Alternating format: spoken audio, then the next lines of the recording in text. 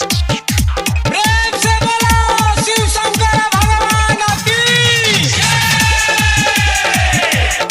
बोला बोला देवघर वाले बाबा की। Music by presented by Virat music.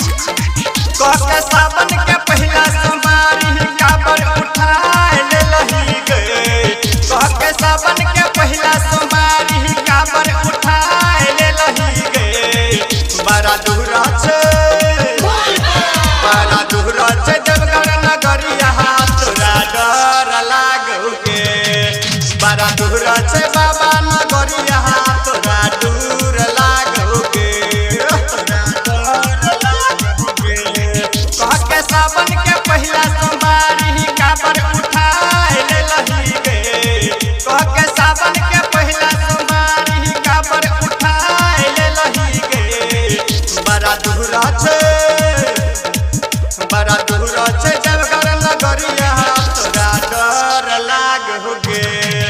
बड़ा दूर छे देवघर नगरिया तोरा दूर लागौ गे।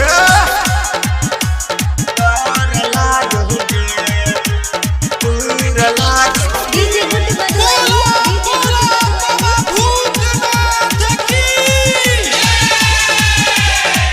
Presented by Virat music. DJ पर बजे छे खाली सावन के गाना। गरम के नाचे छे तोहर दीवाना।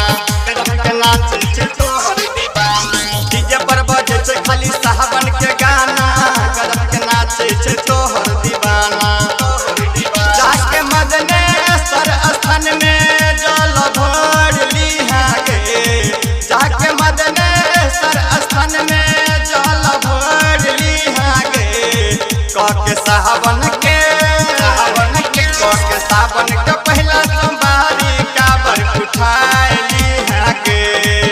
बड़ा दूर छे देवघर नगरिया तोरा डर लागौ गे। बड़ा दूर छे देवघर नगरिया तोरा डर लागौ गे। छोड़िए डर लागौ गे। दूर लागौ गे। DJ good बजाइए। प्रेम से बोलो बाबा भूतनाथ की। पहिला सोमवारी करके है बड़ा खुश गे। गायक मंजित के भले बड़ा खुश गे। गायक मंजित के भले बड़ा खुश गे। पहिला सोमवारी करके है बड़ा खुश गे। गायक मंजित है बड़ा खुश गे। राइटर पिंटू